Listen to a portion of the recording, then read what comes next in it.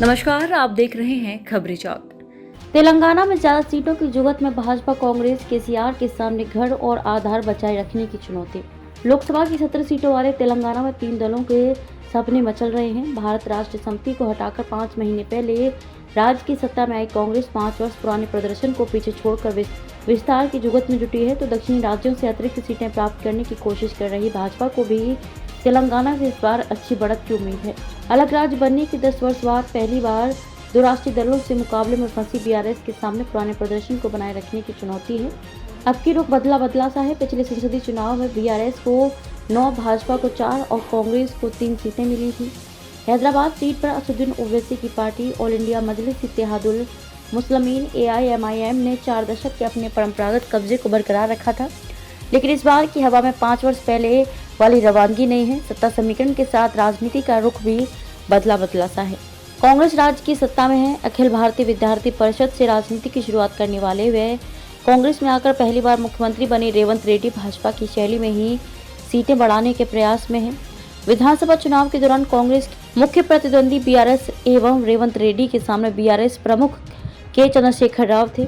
बाजी पलटी और रेवंत के हाथ में सत्ता आई तो उन्होंने निशाने पर केसीआर को ही रखा। सत्ता से बेदखल होते ही पार्टी पर भी केसीआर की लगाम ढीली हो गई, संगठन बिखरने लगा।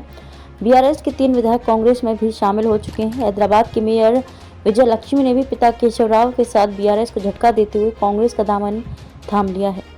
बीआरएस के कुछ विधायक बदल सकते हैं पाला। पत्रकारिता से कांग्रेस में आए केशव राव तेलंगाना आंदोलन में केसीआर के साथ खड़े हो गए थे। सत्ता की बाजी पलटी तो फिर लौट आए। कहा जाता है कि तेलंगाना में जिसकी सत्ता होती है उसका ही दबदबा होता है। अभी रेवंत रेड्डी के नेतृत्व में कांग्रेस की सरकार है तो इसका फायदा भी उसे ही मिल रहा है। आने वाले दिनों में बीआरएस के कुछ अन्य विधायक भी पाला बदलकर भाजपा या कांग्रेस में जा सकते हैं। भाजपा का दल बदलुओं पर दांव।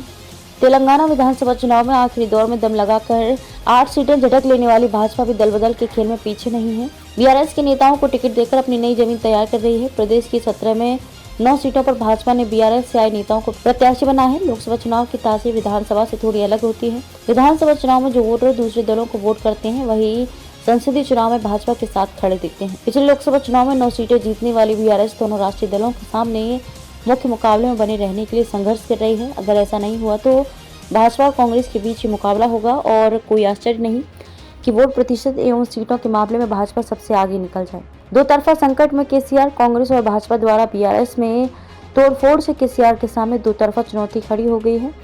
5 महीने पहले बीआरएस अजय मानी जा रही थी। केसीआर को अपने ऊपर इतना भरोसा था कि उन्होंने विधानसभा चुनाव से ज्यादा राष्ट्रीय राजनीति पर फोकस कर रखा था। राज्य से बाहर अपने लिए नई भूमिका की तलाश में थे, पर इस चुनाव परिणाम ने समीकरण को बदल दिया। बीआरएस पूरी तरह परास्त हो गई। बुरे प्रदर्शन ने केसीआर को घुटनों पर ला दिया।